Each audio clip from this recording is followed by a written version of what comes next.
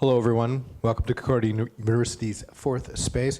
Thanks for joining us for the second part of today's event, Aesthetics of Perfume. The second part of it today's is more of a performance part. We had a panel earlier this morning. Now, we would like to begin by acknowledging that Concordia University is located on unceded Indigenous lands in Tiohtià:ke, Montreal. And we respect the continued connections with the past, the present, and future, and our ongoing relationships with Indigenous and other peoples within the Montreal community. We are live streaming this performance to YouTube and through a Zoom meeting as well. So if you're joining us there, just throw your comments and questions into the chat. We'll make those visible. Okay, I'd just like to take a moment though to introduce our Concordia Public Scholar today, Jayanthan Sriram, who's joining us. He's also a doctoral candidate in the Humanities program, as well as a member of the Center for Sensory Studies here at Concordia. And supported by the German Academic Scholarship Fund. It's important to note his research explores perfume and functional scenting as a marker of race, class, and gender. And we're very happy to have him here this afternoon for this performance and to give us a little introduction. Jayanthan, over to you. Thank you. So, thank you for being here. We talked in the previous panel very much about the language of scent. And I've been, as a philosopher of atmosphere, before I even came to scents and perfume, I've been always thinking about the idea of how scent and music somehow are concurrent in creating atmospheres, and in the other way, how we can maybe express scent through music.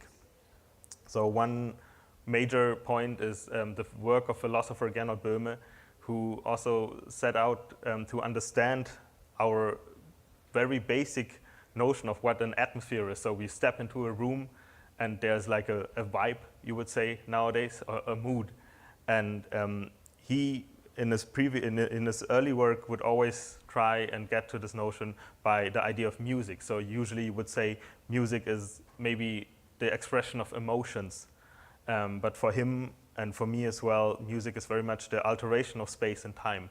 So you have the ability to control through sounds, space and time, maybe your presence in time and space as well.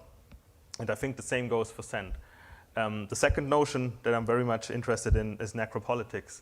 So I was just watching Game of Thrones, like a night of the Seven Kingdoms yesterday, and there the kind of cleric guy says that death sustains life. And necropolitics by Achille Mbembe very much has the same idea, that our societies, mostly Western societies, are very much ingrained or built on the idea that there's always somebody with the short end of the stick, somebody that has to live in terrible conditions, somebody has to labor for others to maybe have aesthetic experiences, to be kind of free from the notion of pain, free from the notion of suffering.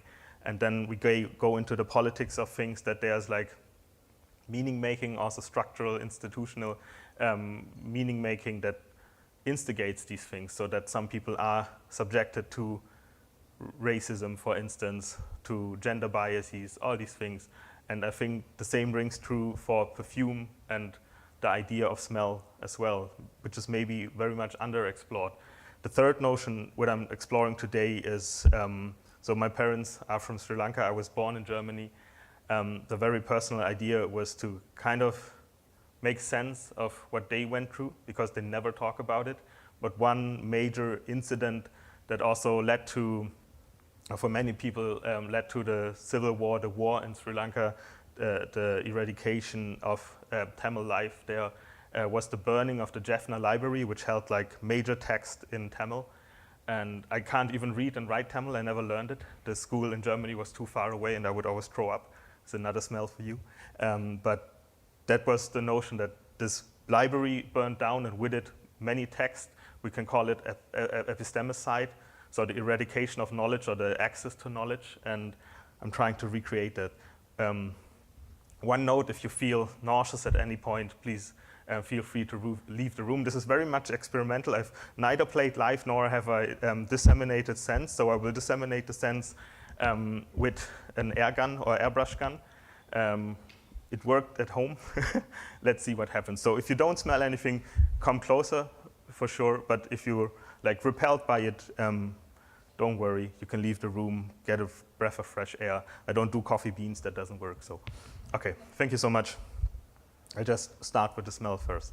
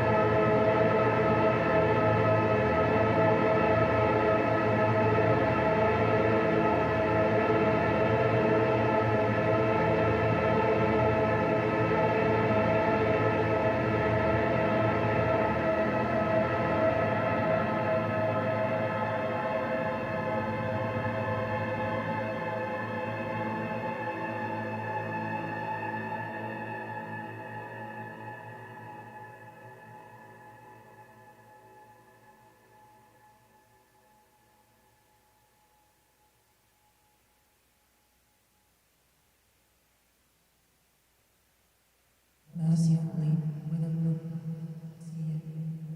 We did not see the white walls blacken and fall into each other like so many dominoes. When Kay snuck out of his house and down the road to tell us what he had heard, from whom and how we were too stunned to ask, Dalen went into his room and shut the door and did not come out for many hours. I sat in our courtyard, staring up into its cup of sunlight. They had torched the elegant palace of white rooms where Stephen and Kay and I had studied. Its clean and well-lit shelves, the rare book section with the beautifully lettered palm leaf manuscripts. Dalen had shown some to me when he had first begun working there. 90,000 volumes gone, some of them original, single copies.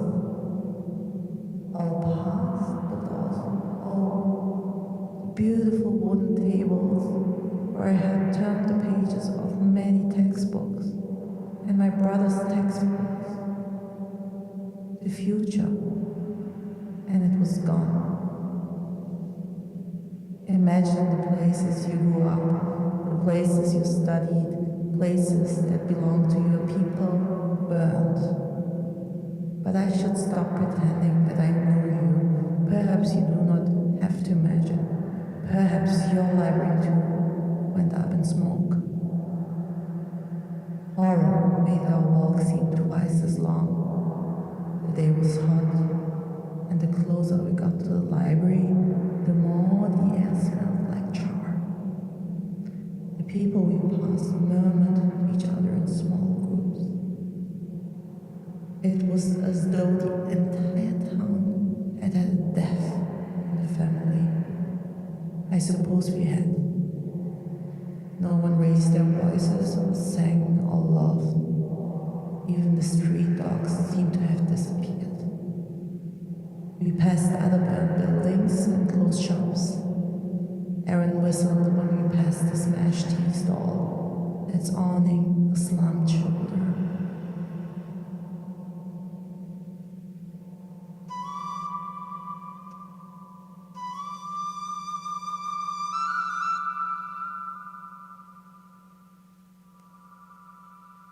The Senhalese policeman burned our library last. Mercifully, we did not see it. We did not see the white walls blacken and fall into each other like so many dominoes.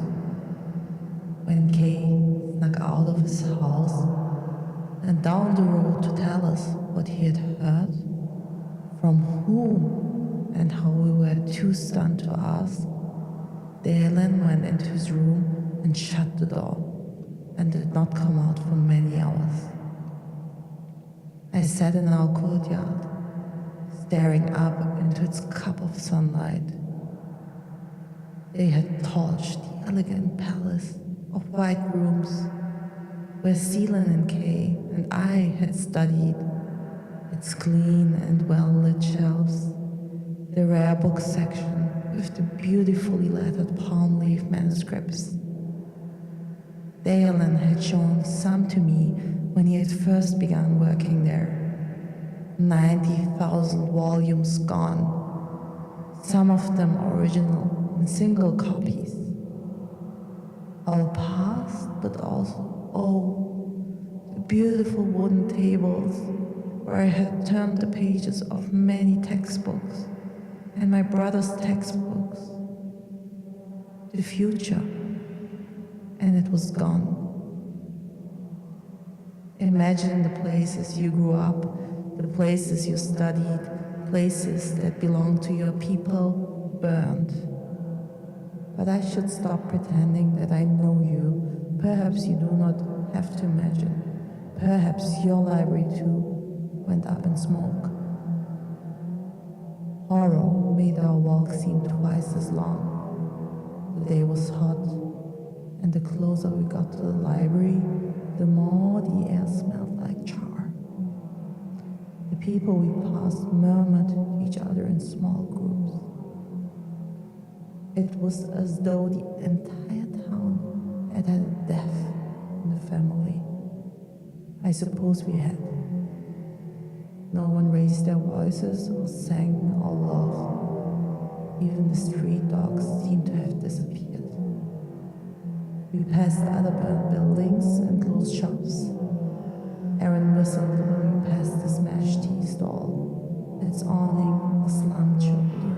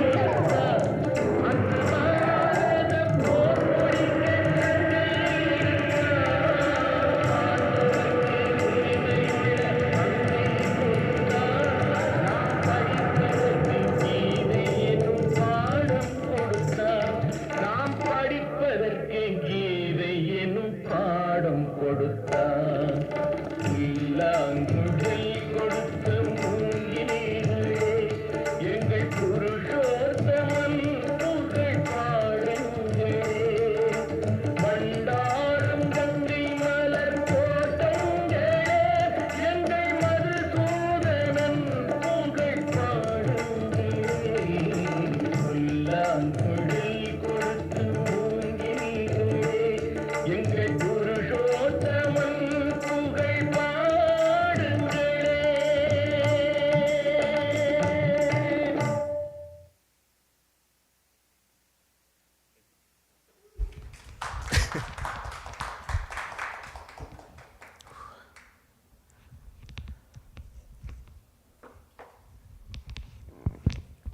Thanks, Jayanthan. That was amazing. I'll just give a moment though if anyone had any comments or questions they wanted to ask. Jayanthan, anyone online also? I don't know if we have those, but this is just a moment. This is your chance if you do have any. Okay. Then I think we'll wrap that up. That was amazing. We're going to transition though. I was trying to figure out what do you want to call it? Not a workshop so much as it's kind of more of an interactive experience. Interactive Experiments experience maybe as well. Yeah. Yeah. Could you just give us a little intro as to what it would be for anyone thinking of which? Pretty much taking an aspect of this is that everybody from the audience can interact with sounds according to a smell. So I have just very small cue cards pretty much where you can change the reverb on a synthesizer, the decay, find the timbre that you like, all according to a smell. So there are notebooks as well that I will disperse so you can write down your thoughts before you express them, ask your fellow neighbor what they think about the experience or what they are doing differently maybe. And it's just an idea to, again, develop a language of sound and smell, and then again a language anew about the things you smell.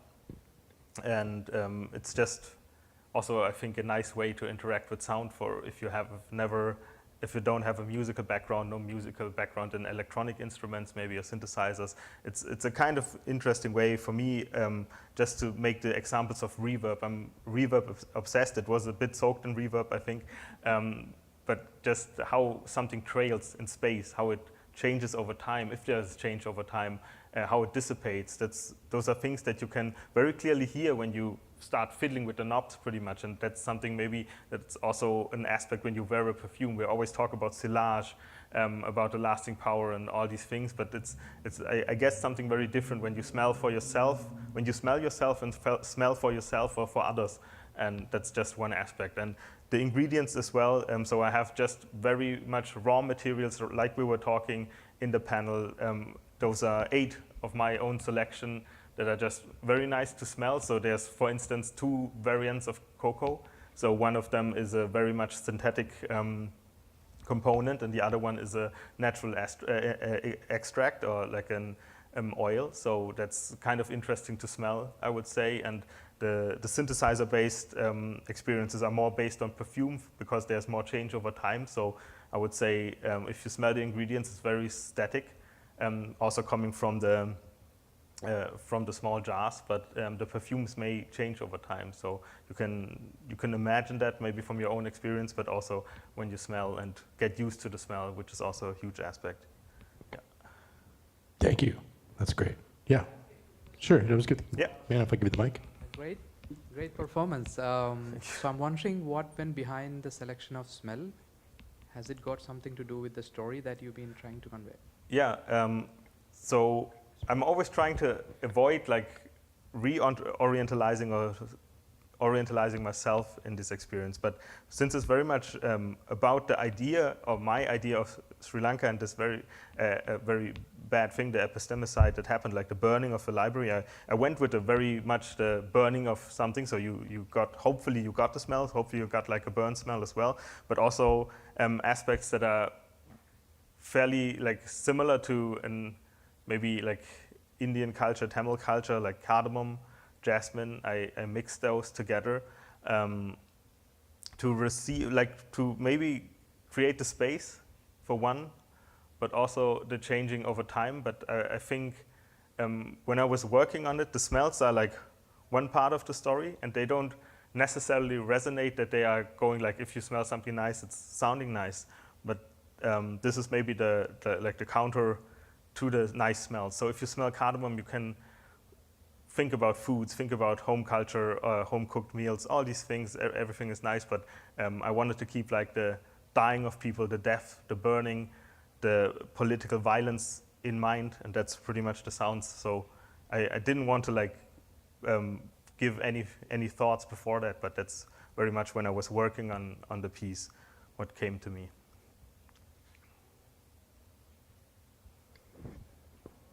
Thank you. Thank you, Jayanthan. Okay, we're going to close up our Zoom and our live stream right now so we can get prepared for the interactive experience. But thanks, everyone, for joining us. Thanks for coming into the space. Thank you. Great questions. And that's enough for me. It remains available on our YouTube channel, of course. And stick around.